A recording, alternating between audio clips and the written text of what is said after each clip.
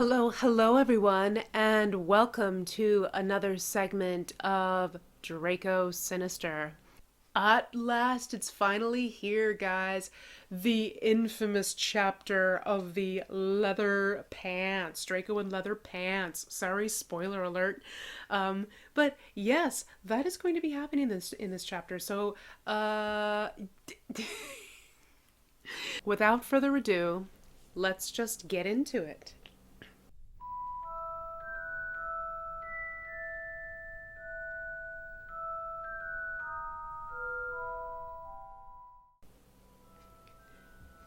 Chapter 4 Dragon and Glass.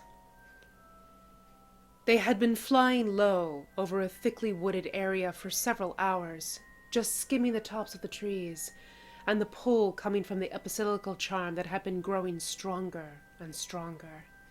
Draco felt almost sure that the forest in the visions was the same forest that they were flying over now. He looked over at Harry, Ron, and Ginny, who were hovering a little ways away, and felt just a little bit smug. There's no way they can do this without me. He was about to call out to them, to tell them that he was sure they were getting close, when a flicker of movement below caught his eye and he glanced down. It was difficult to see through the thick canopy of interwoven branches, but Draco thought he saw a line of dark figures, like a column of ants, wending their way between the trees. Were they people? It was hard to tell. Draco leaned forward, trying to get a better look, and froze as a searing wave of cold suddenly washed over him. He jerked upright, but the cold didn't vanish. Instead, it burned and slashed at his insides like knives.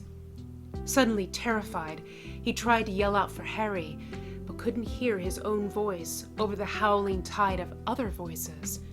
Voices he didn't know. Voices screaming in pain, choked off in blood. Voices he remembered from his dreams, crying out in agony, and a man's voice rising above them all, hoarse and angry. "You lied to me! You lied to me! I never lied to you!" A woman's voice shouted in reply. "You just believed it because it was what you wanted to believe." "You'll be sorry you ever said that. Don't think I won't hurt you. Nobody can hurt you like I can." "No! No!" The unknown woman was screaming now. "What have you done to him? Where is he?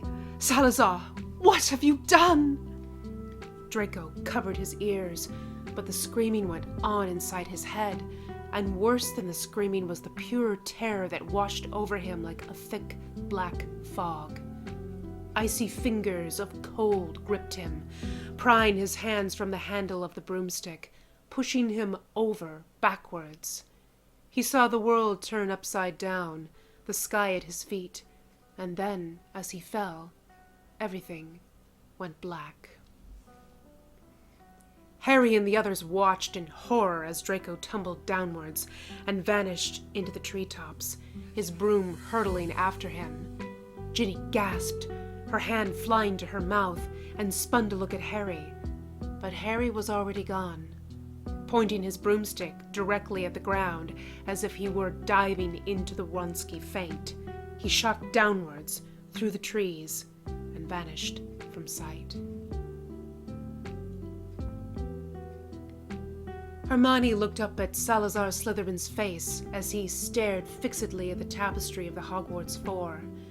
She couldn't tell if he was looking at Rowena, or Godric, or even at the depiction of himself. "Rowena," he said. Not knowing if he was talking to her, Hermione didn't move. "We were children together. He said, From the moment I saw her, I knew I loved her and would love her every moment of my waking life. I watched as she grew in power and in wisdom. Having little magical skill myself to speak of, I was the shame of my family until I was 15 years old. It was then that I told Rowena I loved her, and she told me she loved me as well. Slytherin began to pace. It unlocked something inside me. I discovered that not only was I capable of magic, I was in fact a magid of unmatched power and skill. I could speak the language of snakes and beasts. I could control the weather, but only as long as I was with Rowena. He glanced at Hermione, his eyes fierce and sad, and she felt again the same flicker of pity for him that she had felt earlier. She was my source, he said. A magic at its most mysterious. Without Rowena, I was more powerless than an infant. With Rowena by my side, I could have mastered the world. But she didn't want you to master the world, did she? Asked Hermione slowly. I did everything she asked me to do, said Slytherin hoarsely. I agreed to start the school with her and let her bring in Gryffindor and Hufflepuff as founders, although they were both fools. I did what I could to make myself stronger. He made a noise like a hiss. But the more I needed her, the more she drew away from me. I began to see how she looked at Godric. He stopped pacing and stared at her with furious eyes. She looked at him as she used to look at me. Filthy muggle-born that he was, I knew why she turned to him. It was because I was weak. Because without her, I could not perform the simplest summoning charm. Hermione very much doubted that this was why Rowena had stopped loving Slytherin, if indeed she had, but kept her mouth shut. As she withdrew from me, so did my strength ebb. I could not bear to be weak. I did everything I could to make myself stronger. You did dark magic, said Hermione slowly. Slytherin waved a hand impatiently. Call it what you like. It was the only way I could see to not rely upon her any longer. The demons gave me back what she had taken from me when she left me for Godric. She stopped loving you because you were doing dark magic, snapped Hermione, irritated at having to repeat herself. Not because of Godric. She should have loved me anyway, he cried in his hoarse, buzzing voice. As I would have loved her, regardless of anything she might have done. Shaken by his fury, Hermione took a step backwards. With the power I gained, I was invincible. Slytherin went on slowly. I was determined to show her that I had become the greatest wizard in the world. With the armies of monsters I created, and the power of lightning and thunder at my command, I could have cracked the earth in half. I so chosen, but I would not destroy a world that had her in it. I still loved her, after all she had done to me. Eventually I went to find her, to show her what I had made of myself. But she was with Godric, had chosen him over me. She told me to get out and leave him alone. Hermione looked at his face, followed his gaze to the tapestry, and suddenly knew, beyond the shadow of a doubt, what must have happened. You killed him, she said, in a voice that squeaked. Of course I killed him. Hermione winced. She must have hated you, she said savagely, and then with an indrawn breath, or did you kill her too? No, said Slytherin, turning away from the tapestry. My own life meant nothing to me, and I could not kill her. I went into seclusion to perform difficult and dangerous magics. Magics that ensured that I would rise again. Rise when there was another Rowena in the world, another source to feed my power. I'm not Rowena, said Hermione desperately. Your power went away when she stopped loving you, so the source has to be willing. Slytherin's dark and empty eyes rested on her for a moment. It almost looked as though he might smile. That's true, he said. I'm not willing, and nothing you can do can make me willing, even if you torture me. Crude and unnecessary, said Slytherin. and ineffective. It might break you, but it would not make you willing. No. When you become my source, it will be out of love.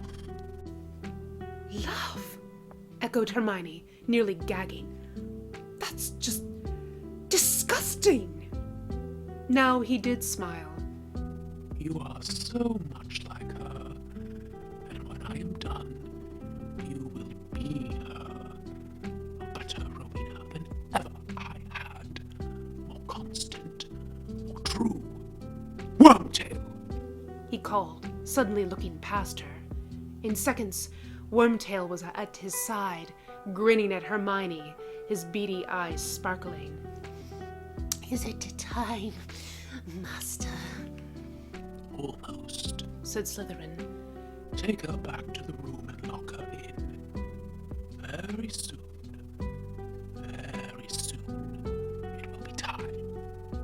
Flying almost entirely by instinct, Harry shot downward, somehow managing to avoid impaling himself violently on a branch or crashing headfirst into a tree. He broke through the last of the foliage, saw the ground careening up to meet him, and pulled up so sharply that he toppled off, a foot from the ground. The broomstick clattered to the earth next to him, and he was up on his feet in seconds, looking around. It was nearly dark down here, the dimness pierced only by a few shafts of dusty light filtering down through the gaps in the leaves. But Harry's sharp, seeker eyes immediately picked out Draco's broken broomstick, lying snapped in half in the center of a clearing. Several feet beyond it was a dark, huddled shape on the ground. Harry felt something oddly like panic as he forced his feet to move, half sprinting across the clearing towards Draco's crumpled form. As he got closer, he saw that the other boy was lying on his back, and for a moment he was quite sure he was dead. Then gray eyes flicked sideways towards him, and with a funny, hitching breath, Draco said, "Hey, Potter." Relief raced over Harry in a wave. "Malfoy, you're all right?" "Wind knocked out of me," said Draco, and started to lift himself up on his elbows and winced. "Oh, and my leg's broken." "Broken? Are you sure?" said Harry, feeling that he sounded like a worried grandmother, but unable to help it. Draco shot him a look. "No, it feels great," he drawled. "I was hoping you'd snap the other femur for me. Double the fun." It really makes it difficult to feel sorry for him, thought Harry irritably. Then again, maybe that's the point. "Speaking of which," he said aloud, "the broomsticks snapped in half." Draco looked at him with an expression of complete and utter horror. "It's not that bad," said Harry quickly. "You can share with one of us until we—" "Potter," said Draco in a strangled voice. He had gone the grayish color of unfired clay. "Look behind you." Harry turned and froze. They were still quite a distance away, on the far side of the clearing, but there was no mistaking what they were. 20 or 30 dark, hooded creatures, 12 feet tall, trickling like slow venom out of the gaps between the trees and into the clearing. Dementors. Draco made a choked sort of noise, and Harry fumbled for his wand with fingers that felt like a bunch of numb twigs tied to his wrist. As the first wave of cold hit him, which nearly knocked him over and into Draco, he sucked in air, trying to clear the gray fog rising in his brain, and struggled to his feet, turning to face the oncoming Dementors. They were halfway across the clearing now, moving so silent that Harry felt as one trapped in a nightmare. He attempted to steady his wand hand, which was shaking violently. If ever he needed to summon up a happy memory, this was it. Frantic, he cast his mind back and thought of Hermione, only right now that caused him more pain than anything else. He He forced his mind away from memories of rain and mirrors and Hermione kissing him, and thought suddenly of standing by the lake at school, holding Sirius's letter in his hand and watching Hermione and Draco laughing. Their laughter had been so infectious that he had laughed himself. He felt his mouth twitch into a smile as he remembered how Hermione had pulled him down next to her and buried her face in his shoulder, still laughing. Raising his wand, he heard his own voice as if it came from far away. "Expecto Patronum!" His wand jerked in his hand, and the familiar silver-white stag burst from its tip, its antlers like forked lightning. It lunged silently towards the Dementors, and they withered back before its light, almost seeming to evaporate as they retreated into the shadows of the trees. Falling to his knees, Harry turned and looked at Draco, who had his hands clamped over his face. "They're gone," he said. "Potter," said Draco, not taking his hands away from his face. "The sword." "What?" "Take it off me. Please, take it off me." Harry reached out and grabbed the hilt of the sword, which had miraculously failed to impale Draco as he fell, and nearly yelled. It was freezing cold to the touch, like ice. Gritting his teeth, he pulled it away from Draco, and a small, cold voice spoke in the back of his head. "Harry Potter?" Harry dropped the sword and jumped back as if it had burned him. "Harry!" It was Ron's voice. Harry looked up and saw Ron and Ginny coming towards them, carrying their broomsticks and looking pale and worried. A weak firefly light that reminded Harry of the ones Hermione always cast was floating before Ginny as she and Ron came towards the two of them, a tiny bright spot in the surrounding forest darkness. "Harry, was that—" "Patronus spell," said Harry briefly. "Dementors." Ron looked grey. "We've got to get out of here." "Malfoy's leg's broken," said Harry, in the same short tone. Ron looked from Harry to Draco, then he turned to Ginny. "Can you fix it?" She shook her head. "I did cuts and bruises last year, but bones? No, I don't want to risk it. If I made a mistake, I might end up giving him 2 bones in his leg instead of 1, or making them bendy, or removing them entirely," said Harry, thinking of Lockhart. "Right," said Ginny. "So that would be a no," said Ron. "Okay, Harry, come here. I need to talk to you for a minute." Harry followed Ron a short distance away and looked at him inquiringly. The other boy was looking resolute, which was sometimes a good thing and sometimes not. "You're all right," said Ron, looking at Harry searchingly. "The Dementors and everything. You're okay." "I'm fine," said Harry. To his surprise, this was the truth. "They affected Malfoy a lot more than they affected me." "Which is weird," said Ron. "I agree," said Harry, "but I'm not sure it means anything." "Scratch that. It means something, but I don't know what." "Well, you're going to get some time to find out," said Ron. "Meaning?" "Meaning I think Ginny and I should go find help, and you should stay here with Malfoy." "Why not leave Ginny here with Malfoy while you and I go look for help?" Ron looked incredulous. "I'm not letting her hang around playing nursemaid to Malfoy." "Even with a broken leg?" grinned Harry. "You couldn't catch her if she ran." "What if she doesn't run?" "You're paranoid," said Harry. In response, Ron's eyes flicked past him. Harry turned and saw Draco propped up against a tree trunk, Ginny bending over him, looking solicitous. "Means nothing," he said. "Harry," said Ron indignantly. Harry threw up his hands.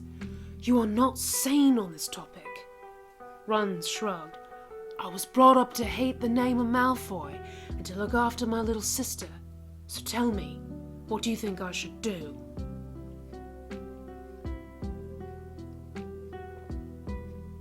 Meanwhile, Ginny had been helping Draco to sit up against a tree trunk. His broken leg lay stretched out stiffly in front of him, and Slytherin's sword was across his lap after he picked it up after Harry had dropped it. "Does that hurt now?" she asked, anxiously, pushing a stray tendril of hair out of her eyes. "Yes, it hurts," said Draco irritably. "My leg's broken. Of course it hurts. Doesn't anyone know any pain-killing charms? What's wrong with you people?" "Do you know any?" said Ginny dryly. "No," said Draco, without a trace of embarrassment. "Merlin's beard. You know you're annoying, even with a broken leg," she said, but without rancor. "Look, just sit back, will you?" She put a hand on his shoulder and pushed him back gently, so that he was leaning against the tree trunk. "Thanks," he said, and shut his eyes. "No problem," said Ginny softly, looking at him. He was pale, probably from pain, making the livid cuts where the branches had torn at his face stand out more clearly against his skin. "Don't," he said, without opening his eyes. "Don't what?" Ginny asked, nonplussed. "Look at me. Makes me nervous." He opened his eyes and studied her expression for a moment, then shut them again, as if the sight of her pained him. "Forget it," he said. "It won't work." Ginny was floored. "What won't work?" He sighed. "I know what you're thinking, and it's the same thing you were thinking last night. Hey, look at Malfoy, all cute and helpless and kinda nice. He's not mean, he's just wounded and bitter. All he needs is love, and he'll be fixed right up. Well, guess what? I'm not nice, and I don't need love, and I don't want to be fixed. Especially not by you. Because if you want a nice boyfriend, you'd be better off with the one you've got now. Imaginary Harry Potter." Ginny was so furious she wanted to hit him, but restrained herself, for the moment. "Malfoy, have you ever heard of tact?" He opened his eyes again and looked at her, and she was momentarily alarmed to see how dilated his pupils were. The irises looked black, ringed with only the thinnest band of silver. "Tact is just lying for grown-ups," he said in a level tone. "Is that one of your father's famous sayings?" she replied in an equally level tone. "No," he said. "I made that one up myself." "Very clever. Remind me to laugh when we're not knee-deep in danger." He narrowed his eyes at her, but she turned resolutely away from him, which made him even more irritable. After a moment, she said, in a voice that was empty of emotion, "And I never thought you were nice, so please don't presume to know my mind. You have about as much knowledge of that as you know pain-killing charms." "Well, good," said Draco, but couldn't help feeling a bit defeated.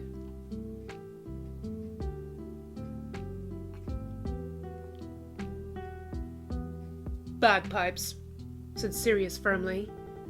Narcissa shook her head, not looking up from the bridal magazine she was reading. "No bagpipes," she said.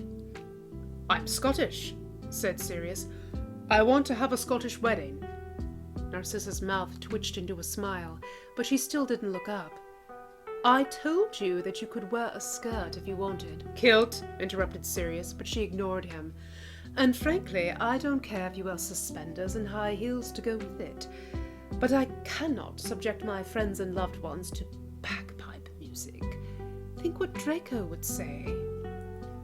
"Think what he'll say when you tell him he has to wear those dress robes you picked out."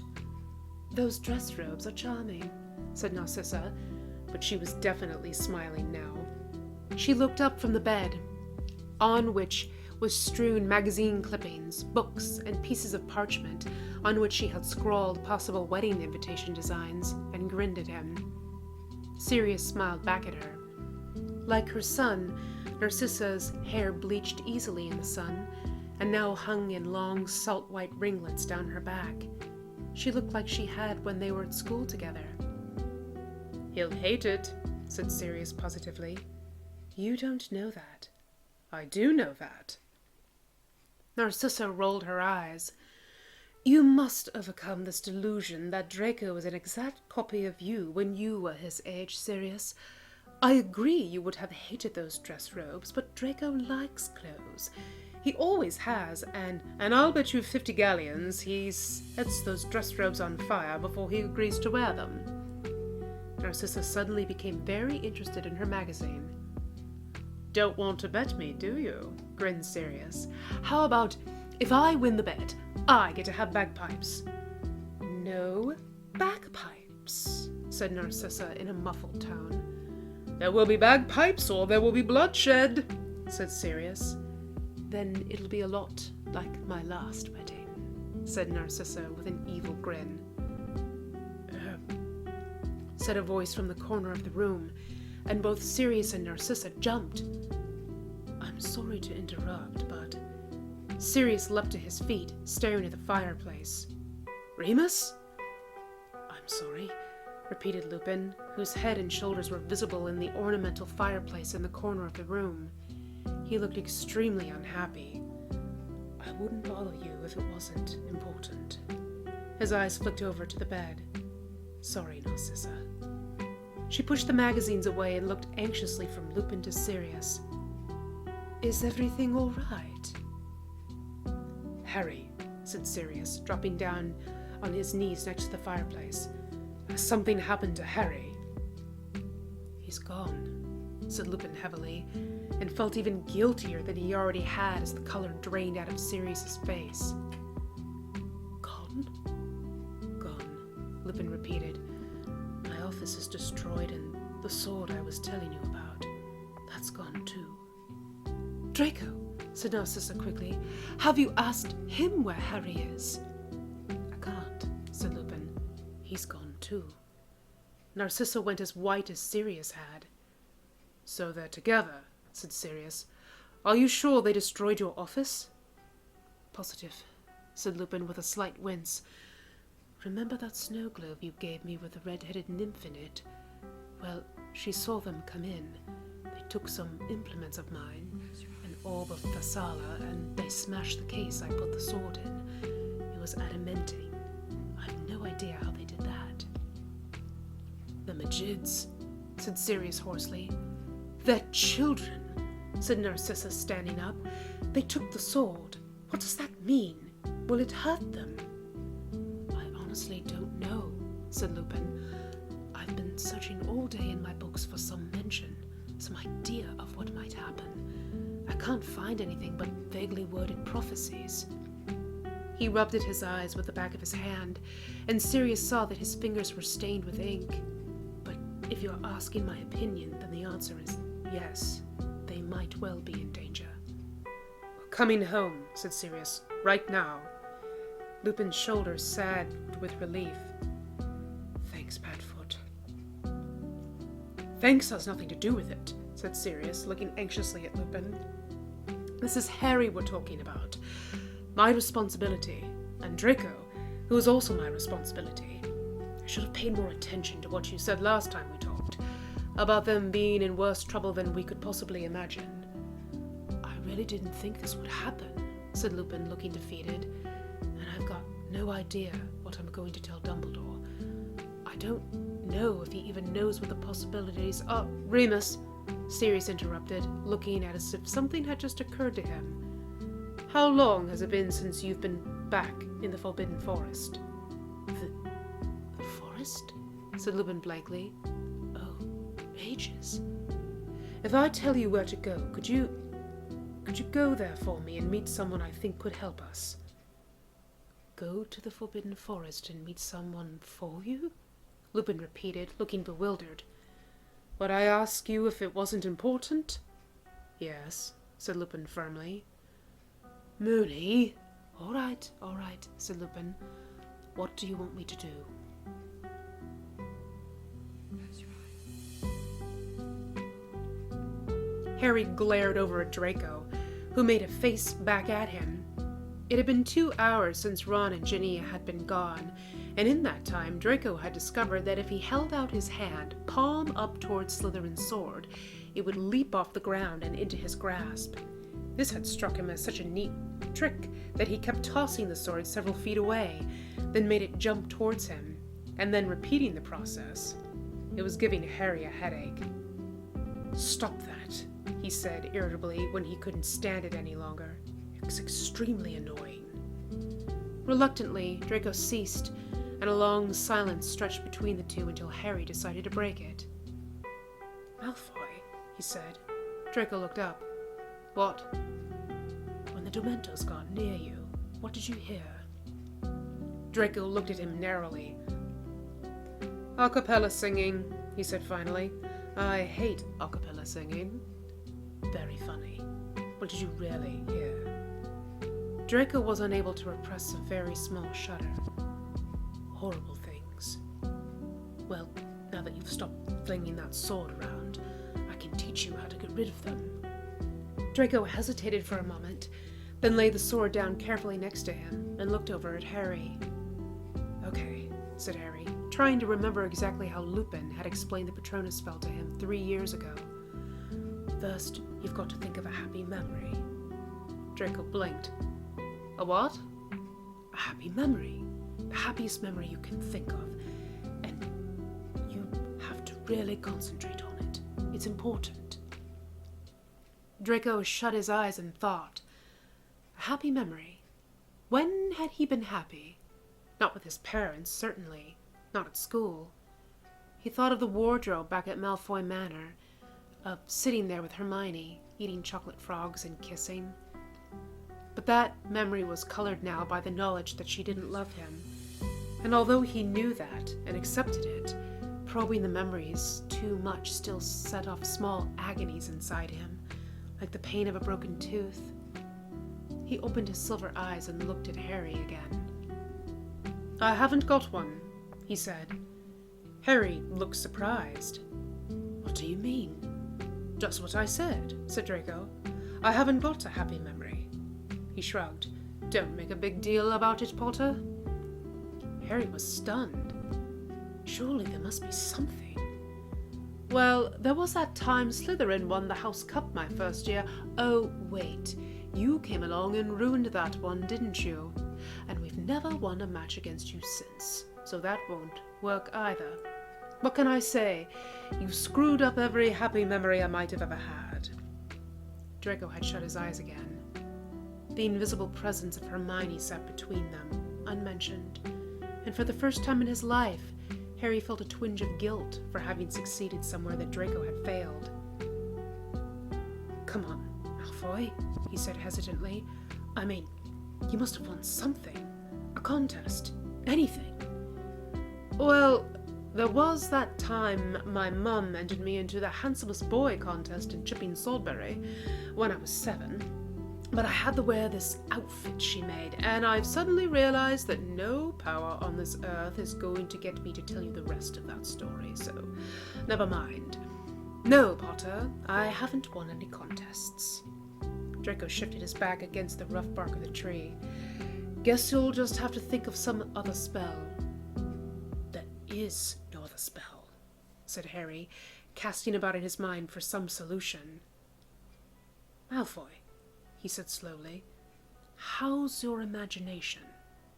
"My what?" "Your imagination. Can you imagine a happy memory?" "Is this like one of those things where I'm sitting on top of a pyramid, wearing sun god robes and being pampered by half-naked temple virgins?" "If that makes you happy," said Harry, looking dubious. "May I remind you that we're going for happy here, Malfoy, not... Right," said Draco and grinned. "Happy." He screwed his eyes even tighter and concentrated. "Okay," he said after a moment, opening his eyes. "Got one," he said, and struggled to sit up straighter, and, without thinking, Harry held out his hand to assist him. Draco took it, also without thinking, and let Harry help him into a better position. "Okay," he said. "I'm ready. Let's try the spell." They practiced the Patronus spell for over an hour, until Draco could conjure up his happy memory so clearly that it nearly seemed real to him. And Harry had begun stifling yawns with such frequency that Draco eventually began to feel rather guilty. "Look, Potter," he said, "if you want to sleep for a little while, go ahead and sleep. You're useless like this anyway." "But the spell—" "You keep saying, expecto patronum," he said, mimicking an enormous yawn. "I don't need to sleep," said Harry mushily. "I just want to lie down for a minute." "So lie down," said Draco, and stifled a smile as Harry lay down, buried his face in his arms, and fell instantly asleep. Draco studied him for a moment, remembering the thin, gawky boy he'd first met 6 years ago in the robe shop in Diagon Alley. He'd looked at Harry, seen his raggedy cut hair and taped glasses, and had nearly dismissed him outright. But something had made him start up a conversation. There was something about Harry that made you pay attention to him. He couldn't have put his finger on what it was, but knew somehow that it was a peculiar and indefinable quality. A realization came to him suddenly. He was happier when Harry was around. He felt stronger, like a better, healthier, more content version of himself. He had no idea what that meant. Perhaps it meant that he and Harry were becoming friends? What a very strange thought. A flicker of movement at the corner of his eye caught his attention, and he glanced, uneasy, towards it. 2 red eyes, veined with yellow, stared at him out of the darkness. Draco jumped violently, and the searing pain shot through his leg. "Hello," said the demon. Draco looked around wildly as the demon moved closer. Harry was still asleep, and probably wouldn't be any use even if he were awake. He looked back up at the demon and cleared his throat, hoping his voice wouldn't sound squeaky. "You again? You know you shouldn't sneak up on people like that." "I have come for my other half," replied the demon, glancing at the sword in Draco's lap with something that looked unpleasantly like frustrated appetite. "Now, I just had this feeling you were going to say that," said Draco. "For 1,000 years I have sought it. Over sea, under earth." Yes, said Draco, the pain in his leg making him impatient. "I've heard it all before. Now, correct me if I'm wrong," he continued, holding his left hand out in front of him, palm up, and Slytherin's sword leapt into his grasp and rested there with ease and precision. The demon's eyes widened. "I can kill anything with a sword, right? Human, monster, demon." He jabbed the sword toward the demon, who skittered back. "Are you threatening me?" it asked in a hissing voice. "So it can hurt you," said Draco, sounding pleased. "You can't be certain," the demon said, looking shifty. "No, it's just a wild stab in the dark, which is what you'll be getting in about 1 minute if you don't start being a bit more helpful." The demon bared its teeth, but didn't come any closer. 1,000 years ago, I traded my powers in the form of that sword to a wizard who had made a bargain with my people. He used it to become the most powerful sorcerer of his time. That was all part of the bargain, but it was written that at the end of a certain term, he was to give the sword back. The demon shook his head. He never did, and vanished from the sight of the world. Vanished! Still owing me my other half. "I don't suppose," said Draco, "that anyone involved in this transaction had the forethought to get a receipt." The demon looked at him blankly. Draco sighed. "Didn't think so." "That sword will do you no favors," snarled the demon, fixing its eyes on Draco's. You cannot hope to master it, control it, make it serve you. Surely you have seen in your dreams what awaits those who use this sword unwisely. Draco could feel the sword hilt, cold under his hand. No, he lied. No dreams. The demon stood up. Draco tightened his grip on the sword, not knowing what he would do if the demon lunged at him. He couldn't imagine fighting it off while sitting down. You have no right to the sword, the demon growled. I claim the right of inheritance, Draco said calmly. This sword belonged to my father, and my father's father, and his father before him. Your contract was not with my family, nor with me. Therefore, I owe you nothing. For a moment, the demon did not reply. Draco was disappointed.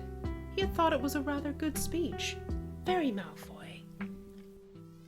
You are determined to retain the sword, then? Asked the demon at last. Your mind is made up. Yes, said Draco, it is. The demon shrugged. All right, it said, sounding almost cheerful. Keep it. May it bring you joy. And it vanished. Draco stared aghast at the spot where it had been standing, feeling suddenly uneasy. He thought, rather randomly, of something his father had said. If a difficult task suddenly seems far too easy, someone is screwing with you. Be suspicious. Damn, he thought softly. I've been had. His eyes darted around the clearing, searching for any sign of the demon. Would it come back? Would it come back and bring others with it? The clearing seemed quite empty, dark and silent, and then, out of the corner of his eye, he saw movement in between two trees. Two dark hooded figures stepped into the clearing, moving forward, utterly soundless. His hands started to shake. This was too much. It was way too much. He tried to say Harry's name, but no sound came out of his throat.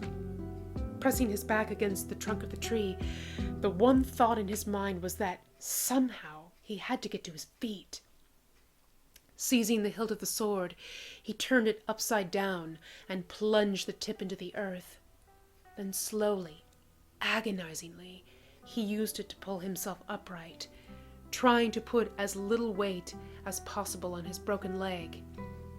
He thought he heard the bones grind against each other and felt his hands so slick with sweat that he nearly lost his grip on the hilt.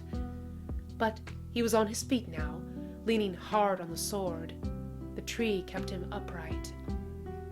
Through a dizzying swirl of colored spots dancing in front of his eyes, he saw the two dark figures moving closer.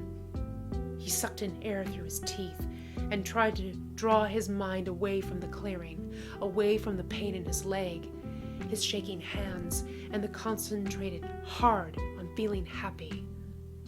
Happy, he told himself savagely. Happy. He shut his eyes and felt his hand where it rested on the hilt of the sword. It was cold under his palm, cold and full of power. His heartbeat slowed, and he concentrated as hard as he could on his happy memory, eyes shut tightly. Expecto Patronum!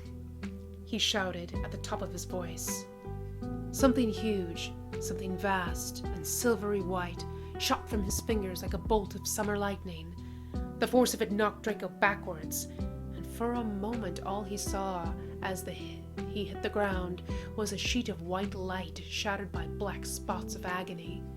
He tried to say Harry's name once more, but his voice disappeared as the whole world seemed to tilt and fade for a moment.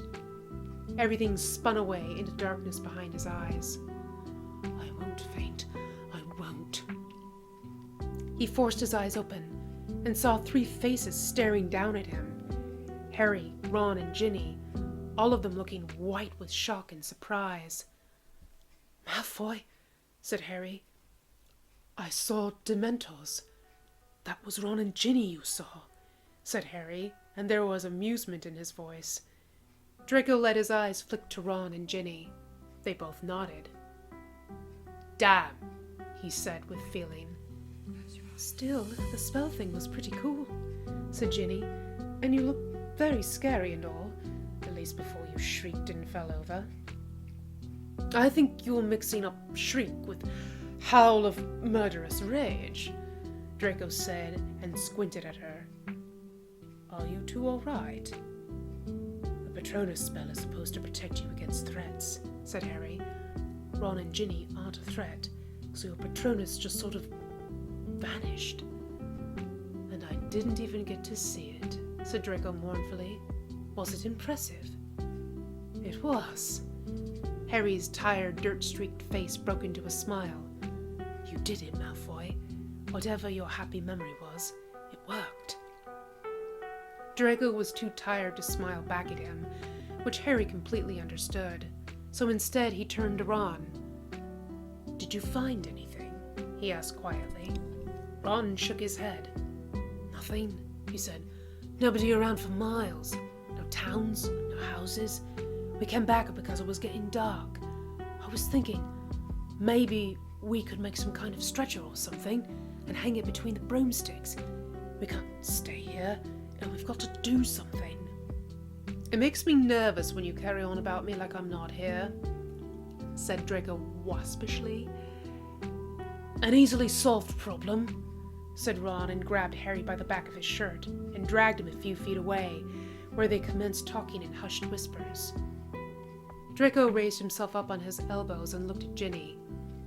She looked back at him with an indifferent expression. "Weasley," he began, but she cut him off. "It was a dragon," she said. "What was?" said Draco, startled. "Your Patronus," she said dispassionately. "It was a dragon. I thought you should know."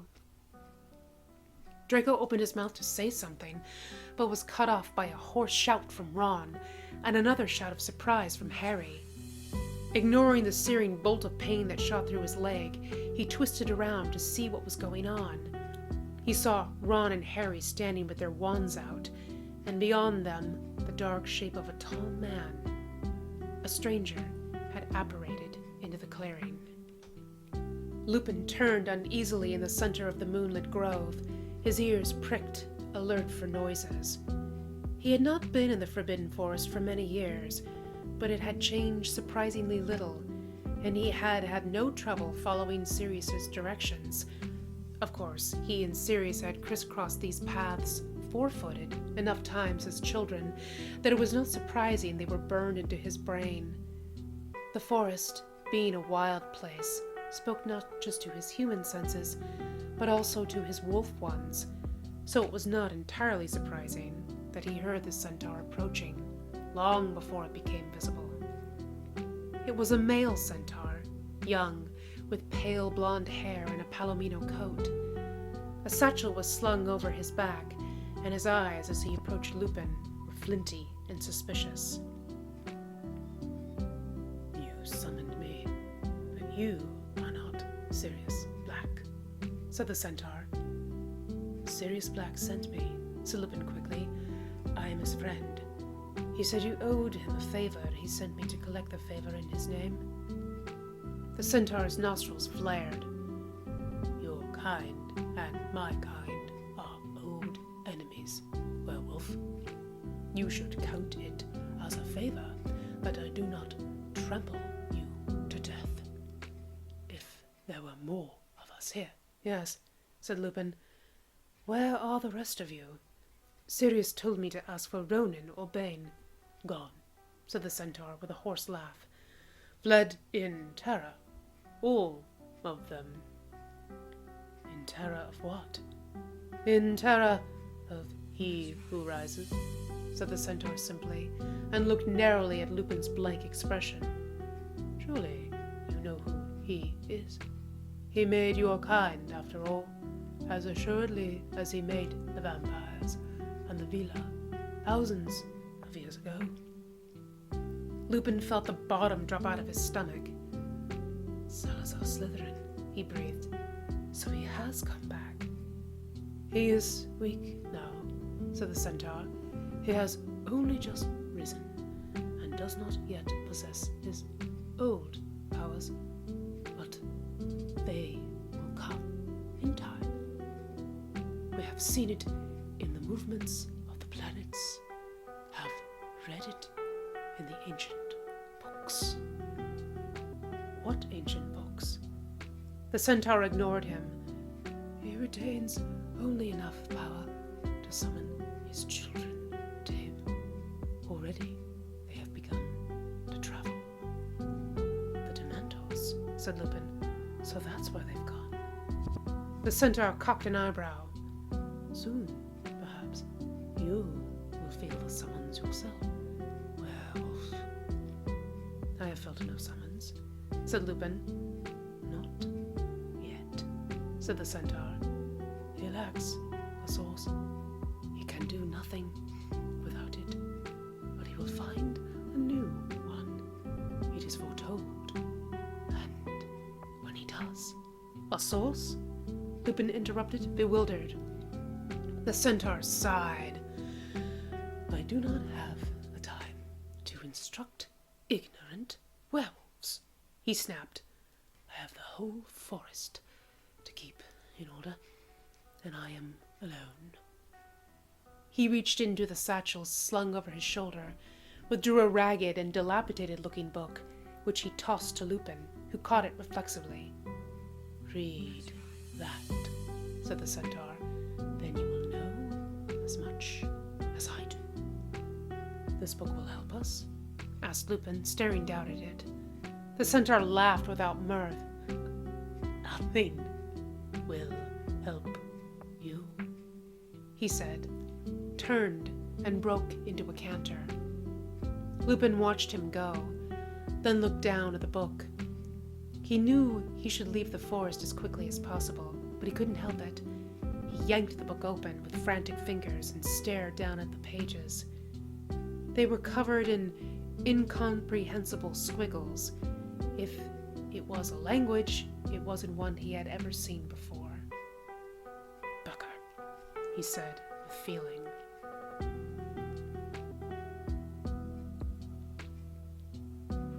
Ron? Said the stranger, sounding flabbergasted. What the bloody hell are you doing here? Ron dropped his wand. Charlie? There was a long, shocked silence. Eventually, Harry had the presence of mind to raise his wand. Lumos, he said in a shaken sort of voice. White light blazed from the wand tip, illuminating the startled-looking figure of Charlie Weasley. He was dressed in a heavy leather jacket and looking as if he'd narrowly escaped being toasted by dragonfire, although the expression on his face as he stared at his younger brother was new. Ron made a gurgling sort of noise, paused, and tried again. What are you doing here, Charlie? I came here because there was a dragon here, wasn't there? Asked Charlie, casting about wildly. I heard there was a dragon here, so I apparated. I saw it for a second, but it vanished.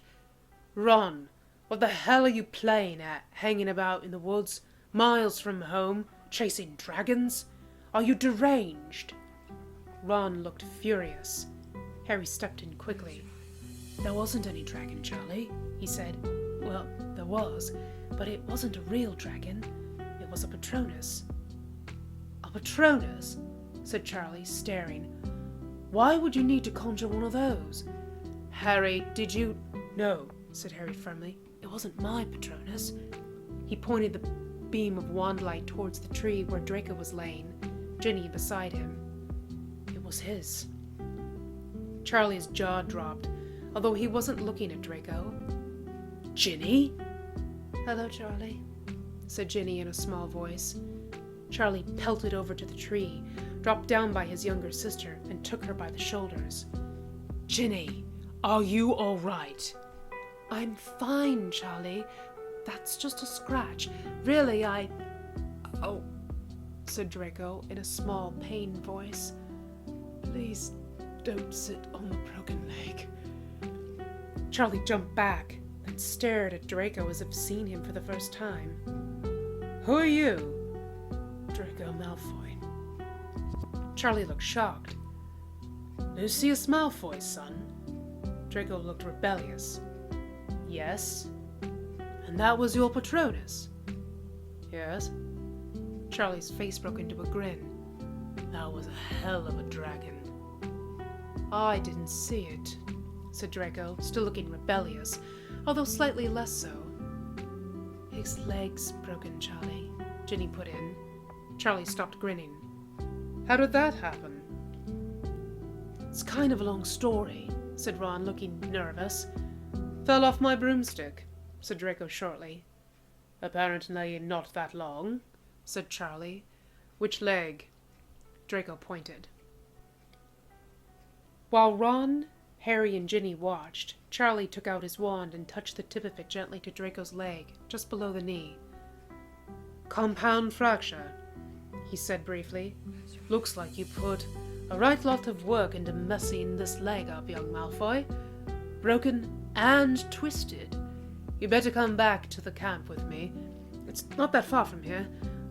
All of you, he added, looking poignantly at Ron. How? Said Harry. Malfoy can't fly with his leg like that. Charlie reached into his breast pocket and removed a small silver box about the size of a cigarette case. He flipped it open to reveal a hollowed-out square in which rested a small metal orb about the size of a marble. Bookie, he said. We all carry them. When you work with dragons, you get used to dealing with horrible injuries. One of our medic wizards can fix him right up. And in the meantime, he said, giving Ron a hard look, you can tell me just exactly what you've been up to out here.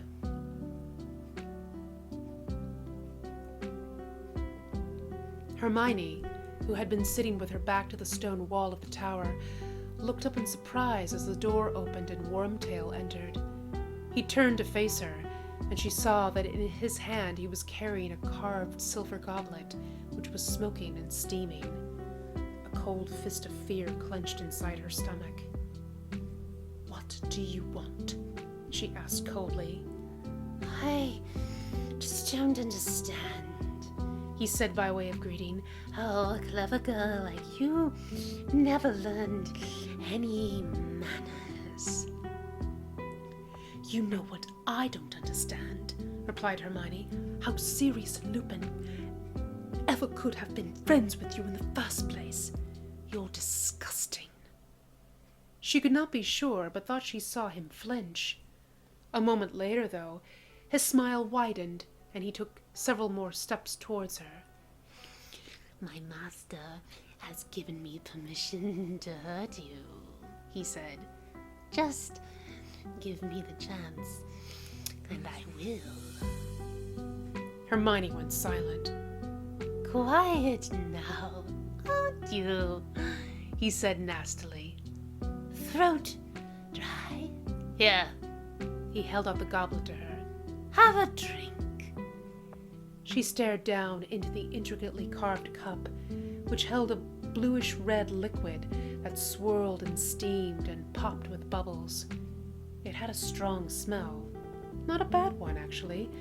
It was rather like lemons and roses and freshly baked bread. I'm not thirsty, she said tightly. Wormtail grinned. It's up to you. You can either drink it, or I can put the Cruciatus curse on you until you no longer have the use of your limbs. Then I'll force you to drink it anyway. Hermione could feel her heart beating in ugly, pressurized thumps against her ribcage.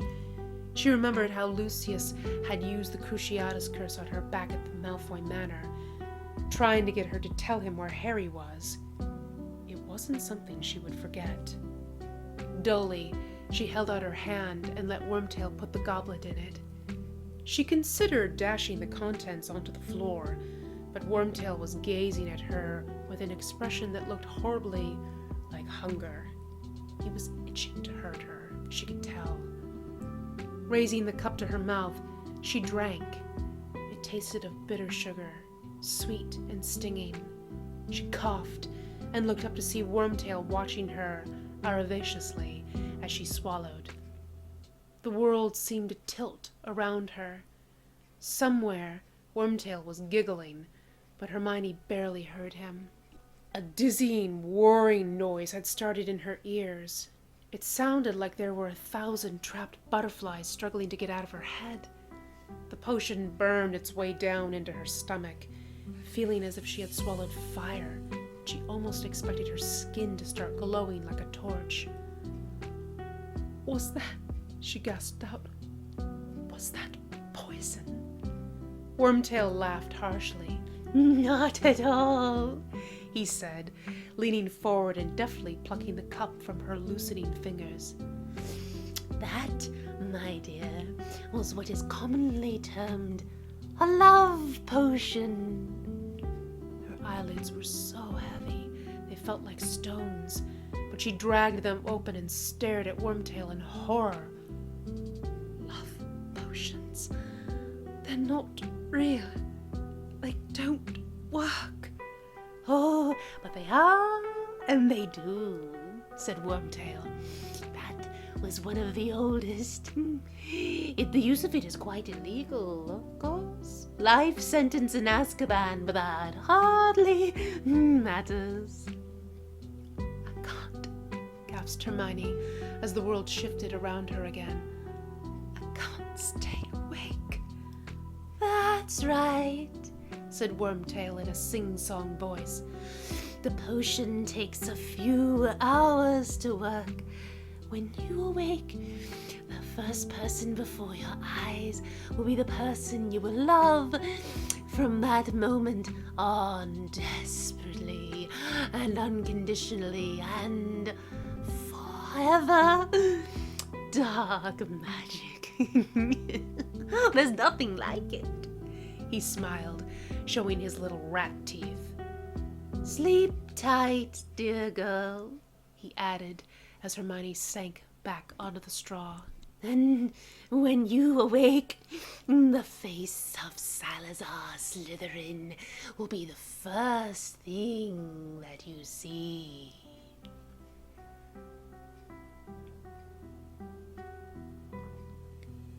"So do Mum and Dad have the least idea where you are?" asked Charlie, fixing Ron with a look so terrifying it almost made Harry glad that he had no older brothers.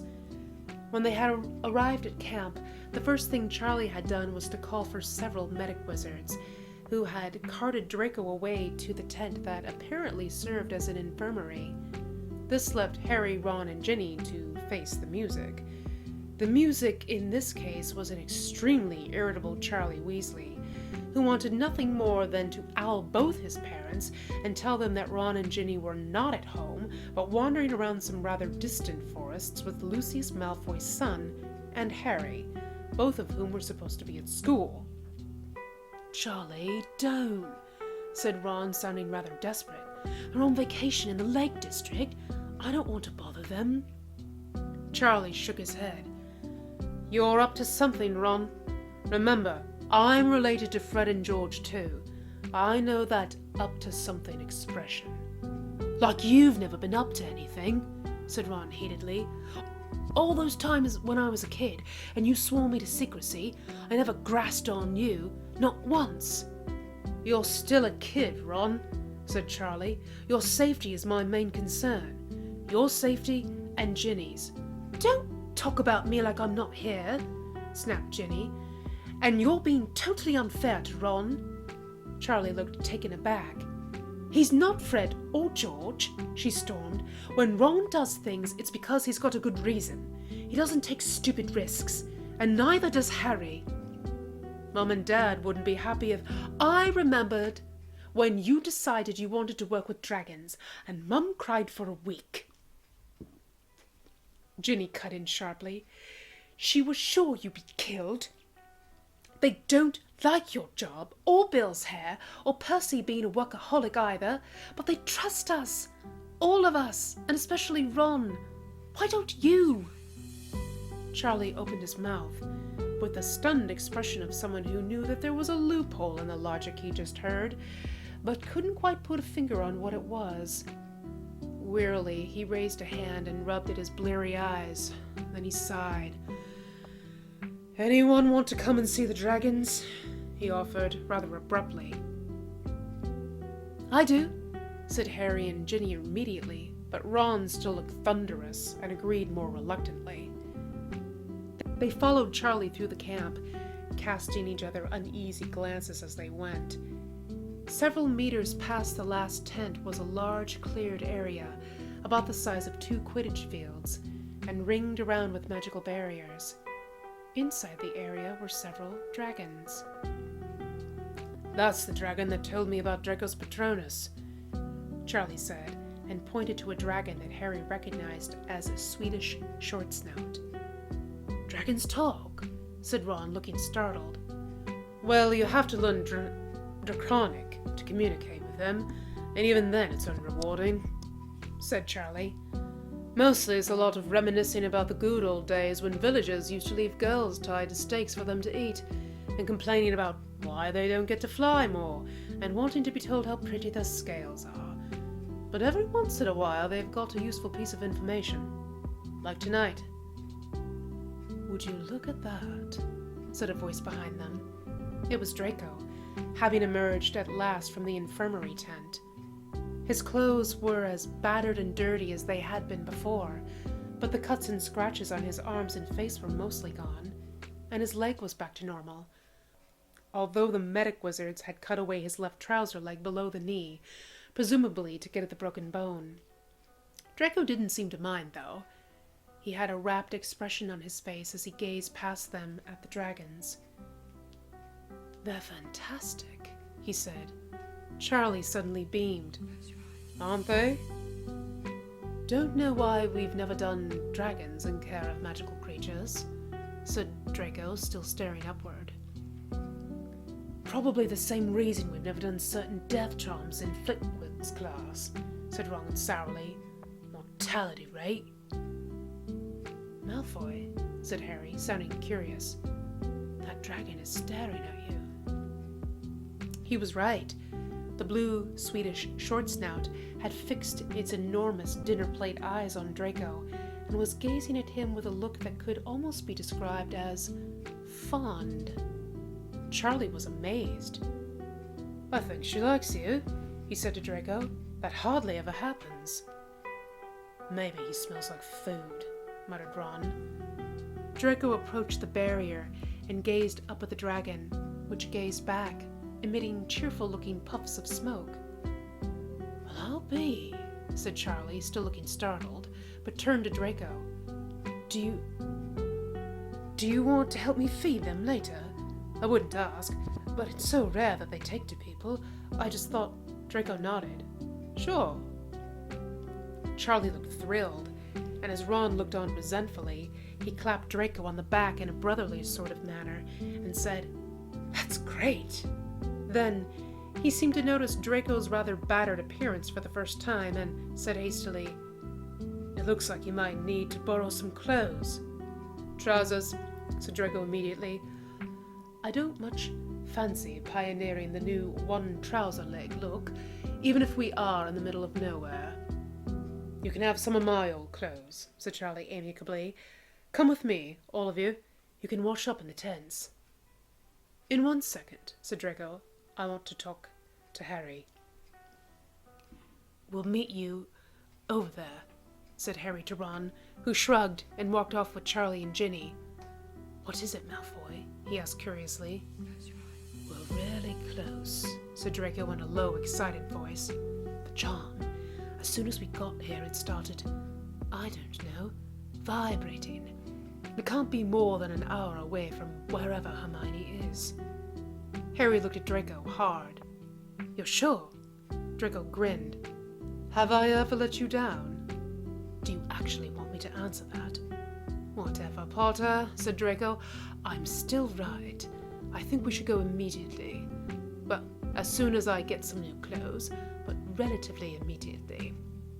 And I think we should take as few Weasleys with us as possible." Harry looked astonished. "Go without Ron and Ginny?" Draco nodded. "That's ridiculous, Malfoy. Whatever happened to strength in numbers?" "Two's a number." "I'm not going anywhere without Ron." "Why not?" You'll just have to worry about protecting him. You don't know the first thing about him," yelled Harry. "And you think you do? What's that supposed to mean?" Draco gave him a narrow look. "Nothing, if you don't want to hear it." "I don't listen to him when he talks about you," said Harry. "Why should I listen to you when you talk about him?" Draco looked startled. The idea of Harry sticking up for him had apparently never crossed his mind. "I'm tired of you two sniping," said Harry. "I am tired of this stupid family feud of yours. Keep it up if you want, but I plan to ignore it." "Sure," said Draco. "When nothing else works, a total pig-headed unwillingness to look facts in the face will always see us through." "You're not going to be able to get me angry," said Harry, starting to walk away. "Not this time." Draco followed him, still argumentative. "That's right, Potter, scuttle away." "I am not scuttling away. I am stalking away. So sod off, Malfoy, and go bother Charlie. At least he likes you."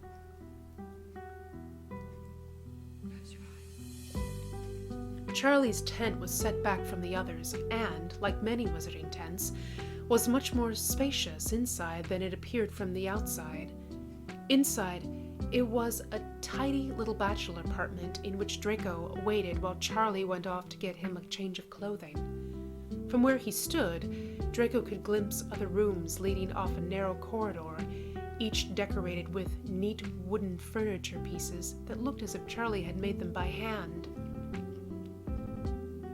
Over the fireplace in the kitchen hung a photograph of the Weasley family, waving and smiling, and next to it was a square silver mirror.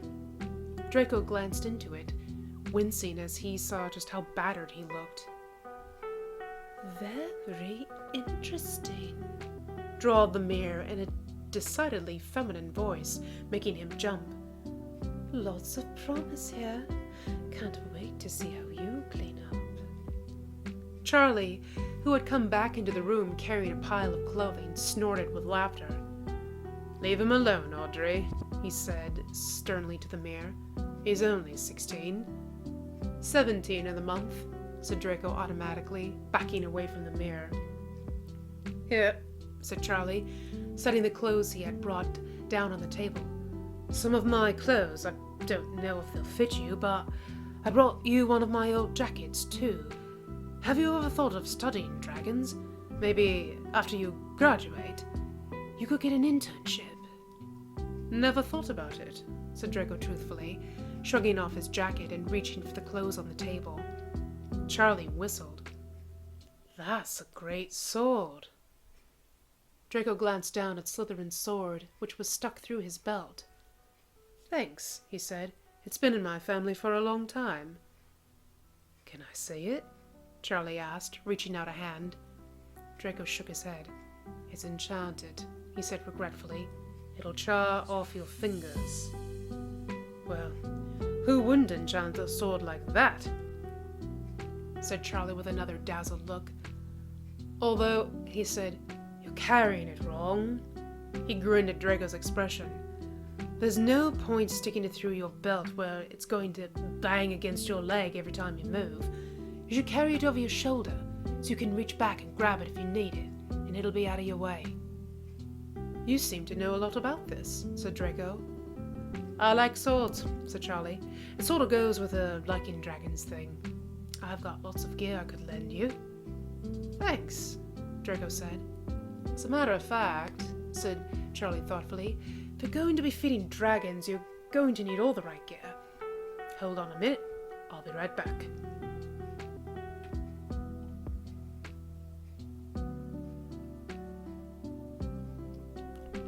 "Your brother seems to like Malfoy," said Harry, as he and Ron washed the dirt off their faces and hands in the tent that Charlie had provided for them. "The dragons like Malfoy, so Charlie likes him," said Ron, shrugging. "He'd like the Dark Lord if he got along with the Hungarian Horntails. At least it took his mind off us." Harry looked at himself in the mirror over the sink. He'd removed most of the dirt and blood with a washcloth, revealing a very pale, very unhappy face, whose green eyes were smudged with exhaustion. He put his glasses back on and straightened up, running a hand through his untidy hair. "Cheer up, love," said the mirror gently. "Nothing's that bad." Outside the tent they met Ginny, who, not being as filthy as the boys, had cleaned herself up more quickly. Her red hair was wet from being washed and hung in damp, fiery tendrils around her face. She smiled at Ron, then looked at Harry. "Feeling better?" Harry shrugged. "Just tired." Ron smiled at his sister, and then his eyes slid sideways and he stared in surprise. "Well, would you look at Malfoy?" he said. Ginny and Harry turned and glanced where Ron had indicated. Draco was walking towards them across the clearing. Charlie had dressed him in an outfit that was much like his own. It appeared to be standard dragon keeper wear, if anything about dragon keeping could be considered standard. A jacket of black dragonhide leather and black dragonhide trousers.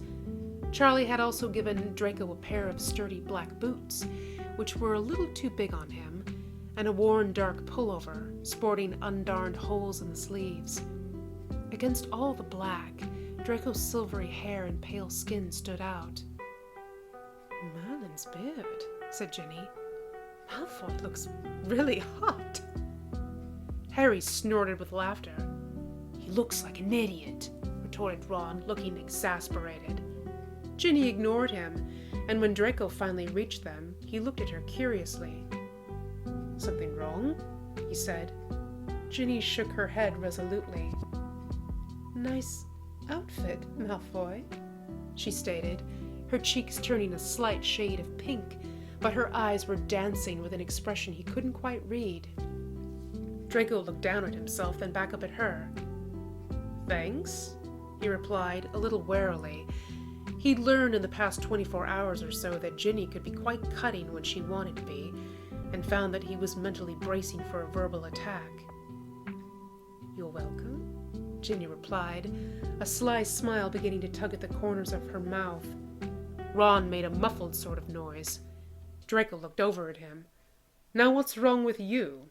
he asked dispassionately. "Nothing," Ron squeaked. "I just think you look completely ridiculous. Are the trousers, Malfoy?" Draco rolled his eyes. "They are flame retardant, dragonhide, and extremely useful," he said, aiming his nose into the air. "Besides, I look really hot in them." "Nausea," said Ron weakly. "Building. Inside me. Must be sickin' bucket." "You have no taste," Draco added coldly. "Break it up, you lot," said Charlie, who had come behind them grinning. "Draco's going to help me feed the dragons." "No, Draco isn't," said Ron firmly. "We have to go. Now, if you want to prat around feeding dragons, Malfoy, that's fine. Just give us the charm and we'll go without you." Charlie looked from Draco to Ron to Harry. He opened his mouth to say something, but whatever he saw in Harry's expression stopped him cold. "All right," he said. "All right. I don't know what you boys have gotten yourself mixed up in. Ron, I'm going to put a tracking charm on you, and if you're not back in 3 hours, I'm going to apparate myself to wherever you are. Is that clear?" Ron nodded. "Clear. And Ginny stays here," added Charlie. "I most certainly will not," Ginny replied angrily. "Oh, yes you are," said Charlie, his eyes narrowed. "I'd be in enough trouble if Mum knew I was letting Ron go off and do whatever with these two. Add you, and I might as well never come home again."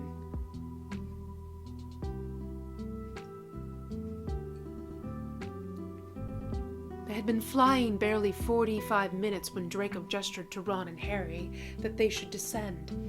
Once they did, they found themselves standing in what had probably once been an enormous clearing.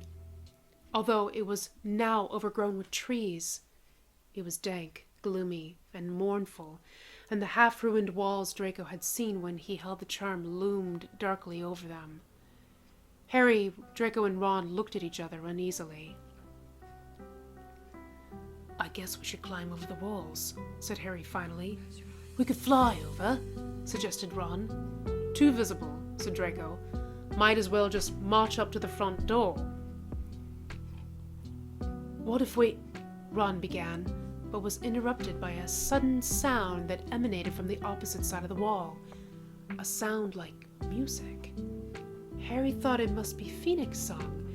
It had the same ethereal sweetness, but as he listened, he realized it was higher and more piercing. It somehow seemed to draw him forward. "Hey!" said Draco, staring at Harry and Ron, both of whom had flung themselves at the wall and seemed to be attempting to climb it. Reaching out, he seized the two of them by the backs of their robes and yanked them bodily back down. "Both of you, snap out of it!" he shouted, dragging them away from the wall. Thankfully, the singing had begun to fade. Ron wrenched his robe out of Draco's hands and snarled, "Snap out of what?" "You were going to climb over the wall," said Draco. "No, we weren't," protested Ron. "Yes, we were," said Harry, whose robe was still gripped in Draco's hand. "What was that, Malfoy?" "The singing? That was Veela's song," said Draco. "Pretty, isn't it?" "Veela?" repeated Ron, looking astounded. "Looks like the place is guarded by Veela," said Draco. "Bit of a clever idea, that." Ron snorted. "What are they gonna do? Kiss us to death?" Draco gave him a disgusted look. "What?" snarled Ron, nettled. "You don't know anything about Veela, do you, Weasley?" Draco said. "True Veela have only two uses for human men: procreation and food." "Food?" echoed Ron, looking faint. "Food," repeated Draco and grinned. "I read my great-grandmother's diary once. There was this passage in there about how this human man invited her over for dinner. Only, of course, he didn't realize that he was going to be dinner. And there she was, cut short, with no carving knives. Fortunately, he had an extensive penknife collection, and I can tell you're going to be a tough audience for this story, so I'll just shut up right now. Suffice it to say, Veela are dangerous." Harry looked horrified. "Lupin!" "Oh, Fleur's only a fourth Veela," said Draco with equanimity. "The most she'll do is nibble on his earlobe." "I could have done without that image," said Ron, but Harry was looking at Draco. "What do we do?" he said. "Well," said Draco, "either you can go wandering in there and be Veela snack food in about 10 minutes, or you can wait here while I go in and talk to them." "Won't you get eaten?" said Ron, sounding rather hopeful. "I'm part Veela," said Draco. "They won't bother me." Harry stared at him. "Are you sure?" Draco took a deep breath. "I'm sure," he said. "Can you lift me over the wall?" Harry took out his wand. "Yeah." He took a step back and pointed the wand at Draco. "Wingardium Leviosa." Draco rose up in the air slowly and landed on the top of the wall on his hands and knees. He looked down at Harry, standing below him with his wand out, his green eyes tense but steady. "Malfoy," said Harry. "What?" "You'll come back, right?" "I'll come back," said Draco, and jumped down from the wall into the garden. As soon as his feet touched the ground, a wave of frigid air washed over him, redolent with the scent of dust and rotting flower petals. It was as if a dim, shimmering curtain had dropped down before his eyes. Dusty rows of flower beds, interspersed with indistinct hedges, starred with pale and withered flowers, were everywhere, and in the distance he could see the grey, hulking wall of the tower. He could still hear the Veela song, although it too was dimmed, as if his ears had been stuffed with cotton. When he started to move forward, even the sound of his boots on the gravel came faintly to his ears. Everything was incredibly still. There seemed to be no movement at all until he caught the faintest flicker of white light at the corner of his eye, and turned and saw them. They evolved out of the shadows between the shrubbery, white on darkness, a half-dozen or so beautiful women with long hair that shimmered like silver in the dim light. For all his talk, Draco had never seen a pure-blooded Vila up close, and felt a chilly fist squeeze his heart, felt terror and admiration in equal measure. He stood his ground as they came up to him. There was a taller one in the center of the group, who seemed to walk a little ahead, and Draco decided that she must be the head Vila.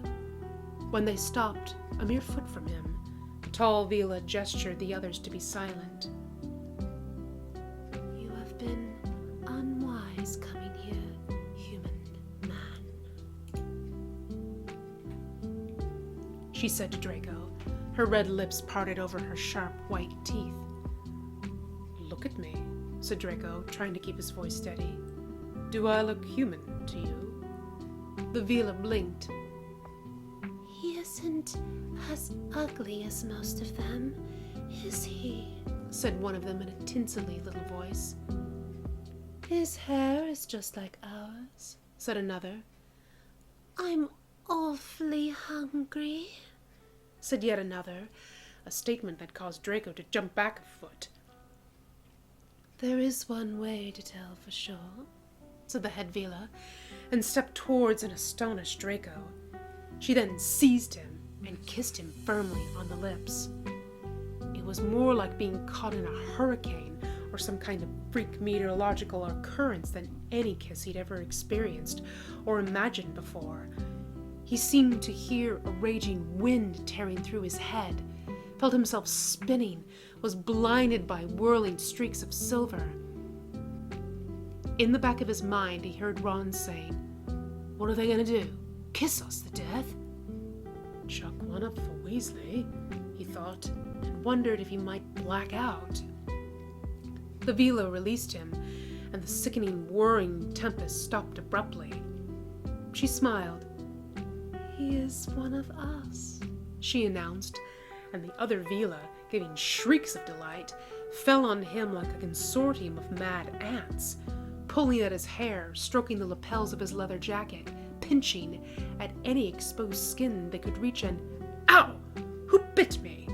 yelled Draco indignantly, trying unsuccessfully to wriggle away from their grasping hands. There must not be many Vila men, he thought, slapping a hand that was reaching for his belt buckle. "Hey, stop that! Hands off! Ow! Okay, that really isn't necessary. Leave my hair alone! Calm down, for goodness sake. There's plenty of Draco Malfoy to go around, you know." He broke off as the Vila released him and stepped back, suddenly silent. The head Vila stared at him in surprise. "You're Draco Malfoy," she said. Draco was floored. Of course, he had always dreamed that there would come a day when he would be so famous that the mere mention of his name would silence a room full of people. He just hadn't realized it had already happened. "You should have said so," said the head Vila, sounding indignant. "I should have... What?" Draco spluttered inelegantly, but the Vila, looking haughty, had already begun stalking away. Draco stared after them, his mouth open in shock, but he didn't have time to figure out what had just happened. He needed to find Hermione. Slowly, he began to edge away towards the tower walls, half expecting that one of the Vila would dash over to try to stop him. But not one of them did. They seemed to have forgotten he was even there. Continuing to edge until he could no longer see them, he paused, straightened up, and began to walk more quickly. As the half-burned tower came into view, he suddenly heard Harry's voice in his head. "Malfoy, you will come back."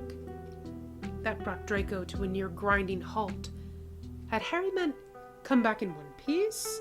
Or had he meant come back when you've gotten rid of the Vila so that we can go on together? He knew, of course, exactly what Harry had meant. Harry wouldn't want to be left out of any part of this, would resent being abandoned to stand outside the walls while Draco went to look for Hermione. "I should go back," he thought. "I should go back and get Ron and Harry and..." Ouch! He had walked into the wall of the castle. Stepping back, He rubbed his elbow where he banged it against the stone and looked up. He was standing directly under a tumble-down wall and felt a thrill of recognition. Halfway up, he could see a square, barred window, and the charm around his neck pulsed hot and cold against his skin. She was here. She was close by.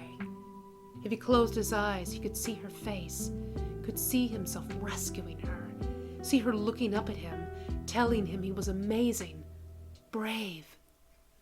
Forget it, he told himself sharply. She chose Harry, and she's far too independent to be pleased about being rescued by me. She's not going to throw her arms around me. She'll probably just kick me in the ankle. You'll come back, right? Said Harry's voice in his head. That's right. Who cares what he meant? Said another, sharper voice. Harry always gets to be the hero, wins every game, gets the go. This is your chance to show you're better. Without thinking, he raised his hand and pointed at the barred window. Accio. There was a ripping, tearing sound, and the bars wrenched themselves free of the stone that held them and flew at him with such force that he jumped aside, letting them thunk loudly into the grass. He looked around wildly, but the gardens were as empty as before. Now climb, he told himself. Still, it was another several moments before he could force his feet to move.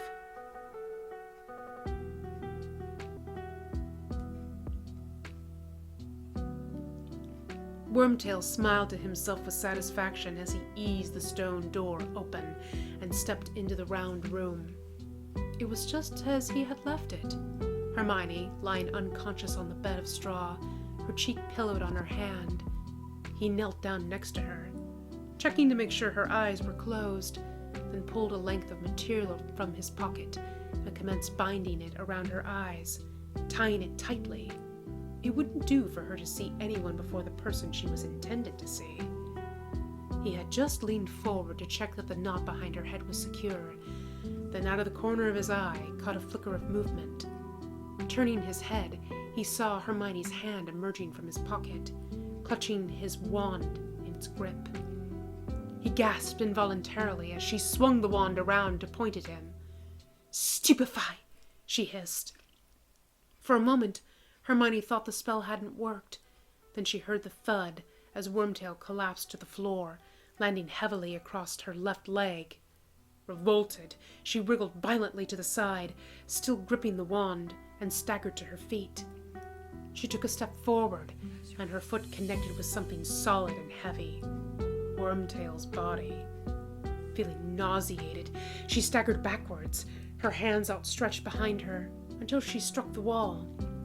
Feeling her way along it with her eyes squeezed shut under the blindfold, her fingers skittered over the rough stone. Her ears were pricked for any sound from Wormtail, but the room was utterly silent. Finally, her fingers found the knob and wrenched at it, but it was immovable. Desperately, she clawed at the lock, but without being able to see it, her shaking fingers could not make any sense of the complex metal configurations. At last, she reached up, ripped the blindfold down, saw the lock, twisted it sharply, and wrenched the door open, and saw Draco, standing astonished on the other side. And that is it for this chapter, guys. No, it's just a wild stab in the dark, which is what you'll be getting in about 1 minute if you don't start being a bit more helpful, is from Blackadder.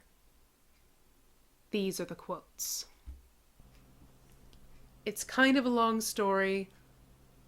apparently not that long, is from Buffy the Vampire Slayer.